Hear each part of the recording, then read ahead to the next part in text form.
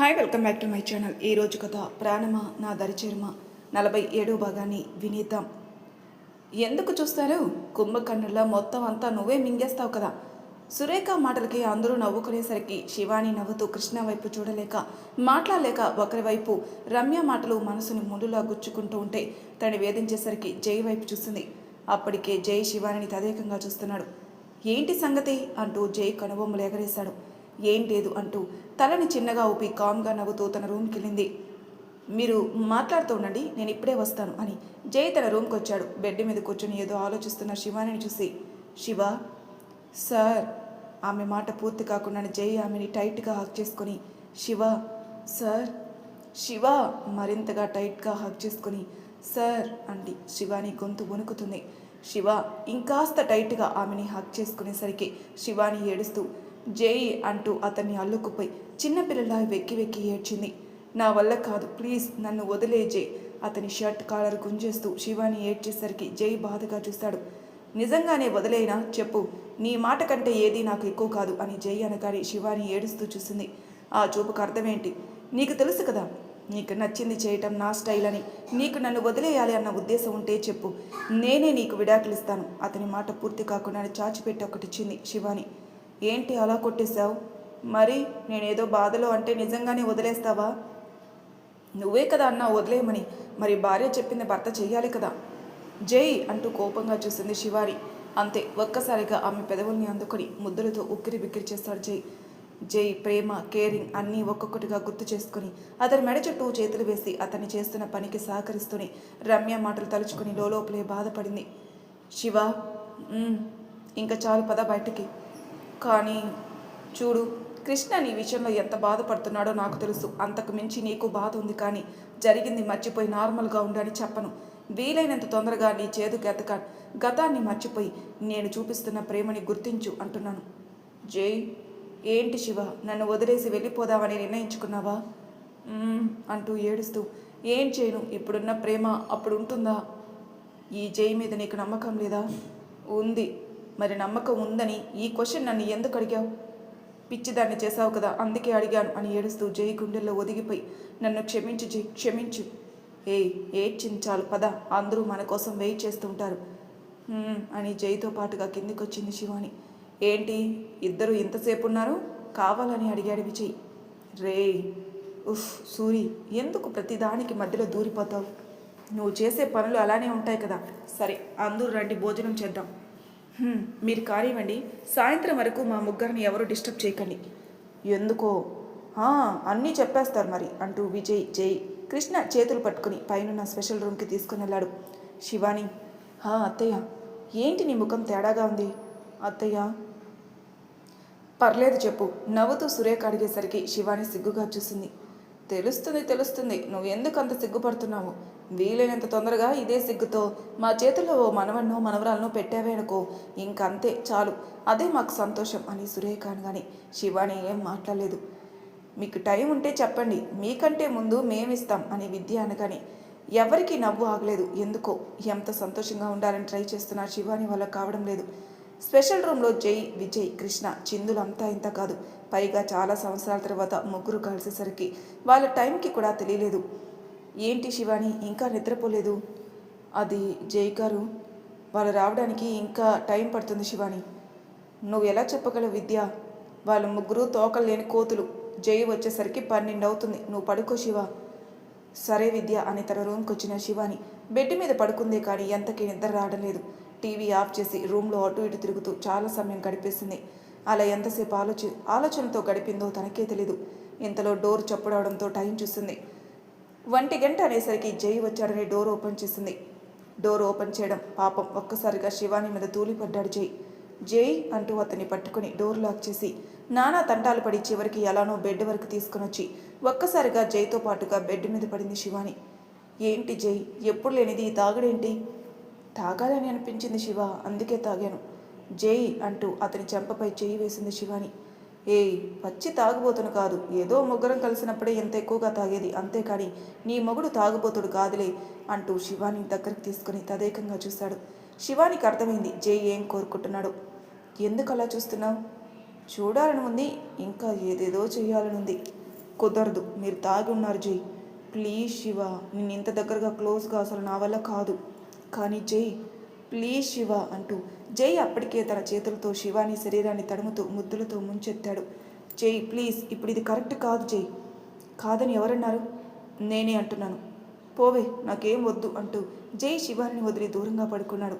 శివాని బాధగా జై వైపు చూసి, తాగితే నాకు నచ్చదు జై. సరే పడుకో అంటూ మత్తుగా శివాని చూశాడు. ఏమనుకుందో ఏమో మరి. అతని చేతిని పట్టుకొని వాష్రూమ్కి తీసుకుని వచ్చింది. శివ, ఇక్కడికి ఎందుకు తీసుకుని వచ్చావు? ముందుకు పడబోతూ శివాని గట్టిగా పట్టుకున్నాడు. ఇప్పుడెందుకే వాష్రూమ్కి తీసుకుని వచ్చావు? పని లేక అని షవర్ ఆన్ చేసింది శివాని. చల్లని నీళ్లు ఒంటిని తాగేసరికి జై తదేకంగా శివాని అందాన్ని చూసి తనని తాను కంట్రోల్ చేసుకోలేక ఆ మైకంలో ఆమెని తనలో ఐక్యం చేసుకున్నాడు. అతని ప్రేమ ఆమెని ఎంతగా మాయ చేసిందంటే జై గుండెల మీద హాయిగా నిద్రపోతూ, జై చెప్పు, ఇలానే లైఫ్ లాంగ్ మనం కలిసి ఉంటాం కదా? ఎందుకుండమే పిచ్చిదానా, ఇంకా మత్తు వదలలేదా నీకు? ఎక్కడా అంటూ మరోసారి శివాన్ని తనలో ఐక్యం చేసుకున్నాడు. ఆ రాత్రంతా ఇద్దరికీ చుట్టూ ఉన్న ప్రపంచమే తెలియలేదు. జై ప్రేమకి పులికించిపోయింది శివాని. అలసిన శరీరంతో ఎప్పటికో నిద్రలోకి జారుకున్నారు. తెల్లారింది. సూర్యకిరణాలు ఫేస్ మీద పడేసరికి బద్ధకంగా కళ్ళు తెరిచింది శివాని. పక్కన జై లేకపోవడం చూసి టైం చూసింది. అప్పటికే టైం 9. ఒంటి నిండా దుప్పటి కప్పుకుని నైట్ జై చేసిన అల్లరి తలుచుకుని తనలోని తాను నవ్వుకుంది. ఫ్రెష్ అయి బయటకు వచ్చింది శివాని. హాల్లో భానుమతి, మరోవైపు జై, విజయ్, విద్య, కృష్ణ, రాజశేఖర్, సురేఖ అందరూ సైలెంట్గా కూర్చోవడం చూసి ఏం అర్థం కాకుండా చూసింది. ఏంటి అందరూ అదోలా ఉన్నారు అనుకుని కామ్గా కిచెన్ రూమ్కి వెళ్ళి కాఫీ పెట్టొచ్చింది. అందరికీ కాఫీ ఇస్తున్న శివాని వైపు తదేకంగా చూశాడు జై. ఎందుకు అలా ఉన్నారు? అందరూ సైలెంట్గా ఉన్నారు, పైగా ఎవరు ఏం మాట్లాడలేదు. ఆమె మాట పూర్తి కాకుండానే జై నవ్వుతూ పైకి లేచి శివానిని హగ్ చేసుకుని 2 చేతులతో పైకి లేపి గిరగిరా తిప్పి హ్యాపీ బర్త్డే మై లవ్ అని జై అరవగానే పైనుంచి పూల వర్షం కురిసింది. అందరూ చప్పట్లతో హ్యాపీ బర్త్డే శివాని అని విష్ చేస్తున్న జై ఎంతకీ శివాని కింద దించడే. జై గారు వదలండి ప్లీజ్ అని సిగ్గుగా చూసింది. నైట్ లేని సిగ్గు ఇప్పుడు ఇందుకే తెంగరదానా అని జై అనగానే శివాని చిరుకోపంగా చూసింది. రే, మాటలతో మాయ చేయాలంటే నీ తర్వాతలే, కానీ ముందు మా చెల్లిని కిందికి దించు. ఇక్కడ మేం కూడా విష్ చేయడానికి వచ్చాం. అబ్బా ఉండు విజ్జు, జై ఒక స్మైల్ ఇవ్వు అని కృష్ణ, విద్య ఇద్దరు ఫోటోలు తీయడంలో మునిగిపోయారు. ఎందుకో ఈసారి శివాని కృష్ణని చూసి మొహమాట పడలేదు, బాధపడలేదు. కారణం నైట్ జై చెప్పిన మాటలు, ధైర్యం, ప్రేమ అన్నీ ఆమె మనసు నిర్మలంగా వార్చేశాయి. కృష్ణ నవ్వుతూ ముందుకొచ్చి హ్యాపీ బర్త్డే శివాని అన్నాడు. థ్యాంక్ యూ కృష్ణ అని జై వైపు చూసింది. జై ఒక చూపు చూశాడు. శివానికి అర్థమైంది కృష్ణ మైండ్ సెట్ జై మార్చాడని. వదలండి ప్లీజ్ అని శివాని రిక్వెస్ట్ చేసేసరికి జై అమ్ని కిందికి దించాడు. అయినా బర్త్డే అయితే ఇప్పుడు విష్ చేయడం ఏంట్రా? నైట్ 12 గంటలకు విష్ చేయాలి, కానీ నైట్ మేము బయటికి వెళ్ళాంలే, కానీ చేతులు అదేంటే పాయసం అని భానుమతి గారు అనగానే జై, విజయ్ ఇద్దరూ ఒకేసారి పాయసం గిన్నె కోసం ఫైట్ చేశారు. అబ్బా ఆపండిరా మీ ఇద్దరి గోల, మీ ఇద్దరు ఇలా కొట్టుకుంటారని తెలిసే పాయసం ఎక్కువ చేశాను. కాస్త నా మనవరాలకి పాయసం పెట్టనిస్తారా లేదా? అబ్బా అరవకే ముసలి, వెళ్ళి పెట్టు అని విజయ్ కిచెన్ రూమ్ వైపు అడుగులు వేశాడు. అతనితో పాటు జై కూడా. సరిపోయారు ఇద్దరికిద్దరు. శివాని రా తిను తల్లి అని భానుమతి గారు అనగానే సంతోషంగా పాయసం తింటూ కిచెన్ రూమ్లో ఉన్న జై వైపు చూసింది. అప్పటికే ఆమెను తదేకంగా చూస్తున్నాడు. ఐ లవ్ యూ జై అంటూ కంటతడితోనే చూసింది. కానీ ఎవరికీ తెలియదు కదా శివాని జైని మళ్ళీ బాధ పెడుతుందని. ఆమె చూపు కంట్లో తడి చూసిన జైకి ఎంతకో అనుమానం వచ్చింది. అందరూ కలిసి శివానిని విష్ చేయడం, పాయసం తిని అందరూ కలిసి గుడికెళ్లారు. శివాని జైకి ఇష్టమైన బ్లూ కలర్ పట్టుచీర, కుంకుమ రంగు జాకెట్ వేసుకుని ఎంతో అందంగా ఉంది. ఆ రోజంతా ఫ్యామిలీతో ఎంతో సంతోషంగా గడిపింది శివాని. అందరితో కాసేపు మాట్లాడి రూమ్కి వచ్చింది శివాని. ఒక్కసారిగా డోర్ లాక్ వేశాడు జై. ఏంటండి ఈ టైంలో డోర్ వేశారు? ఎందుకో నీకు తెలీదా? ఇది మరీ బాగుంది, మీరు చెప్తేనే కదా నాకు తెలిసేది. తెలిసి నాటకాలు ఆడాలంటే నీ తర్వాతనేమో జై అంటూ నవ్వుతూ అతన్ని అల్లుకుపోయింది. చాలా హ్యాపీగా ఉన్నాను శివ. ఎందుకండి? నీ ముఖంలో సంతోషం చూస్తే నాకు ఎక్కలేని ప్రశాంతత. చాలా రోజుల తర్వాత నేను ఇలా చూస్తున్నాను. మరి ఆ ఆనందాన్ని నీతోనే కదా షేర్ చేసుకోవాలి. అవునా అంటూ జై బుగ్గని లాగి, ఇంట్లో అందరున్నారు కదా అండి, ఇప్పుడేం కుదరదు. టైం చూడు బంగారం, పడుకునే టైంలో అందరూ పడుకోవటం మానేసి పరిగెట్టుకొని మన రూమ్కి వస్తారా మరి? జై అంటూ అతను చెంపని కొరికి, మేము వద్దంటే దాని అర్థం చెప్పు నవ్వుతూ అడిగాడు జై. మీకు తెలుసు కదా, అయినా సరే ఎందుకు ఏడిపిస్తారు అంటూ తన సిగ్గును పక్కన పెట్టి చొరవగా జై పెదవుల్ని అందుకుంది. ఆమె ముద్దుకి సహకరిస్తూనే ఆమెను తనలో ఐక్యం చేసుకున్నాడు. అతను చూపించే ప్రేమకి ఎర్రగా కందిపోయింది శివాని. జై చేస్తున్న తీపి గాయాలకి అడ్డు చెప్పలేక ఆ ప్రేమని రుచి చూస్తూ తనని తాను మైమరిచిపోయింది. టైం 12 అవుతుంది. అతని గుండెలపై నిద్రపోతున్న శివాని పైకి లేచి బాధగా జైని చూసింది. క్షమించు జై, నిజంగానే నీకు నేను కరెక్ట్ కాదు. ఇప్పుడున్న ప్రేమ లైఫ్ లాంగ్ ఉంటుందని నాకు తెలుసు, కానీ ఎందుకో నేను ముందడుగు వేసినా నీకు నేను కరెక్ట్ కాదని అనిపిస్తుంది. నేను చేస్తున్న ఈ పనికి నన్ను క్షమించు జై, క్షమించు అంటూ ప్రేమగా అతని నుదుటిన చుమ్మించి ముందుగానే సర్దుకున్న బ్యాగ్ వైపు చూసి ఫ్రెష్ అయి జైకి ఇష్టమైన వైట్ చుడిదార్ వేసుకుని తనలోని తాను బాధపడింది. మరోసారి అంటీ అంటున్నట్టుగా జై పెదవుల్ని అందుకొని బ్యాగ్ తీసుకుని ఎవరూ చూడకుండా రోడ్డు మీదకి వచ్చింది. నా కోసం జై లైఫ్ నుంచి వెళ్ళిపోతున్నావా? కృష్ణ మాటలకి శివాని షాక్గా చూసింది. కృష్ణ, ఏంటి శివాని నువ్వు చేస్తుంది?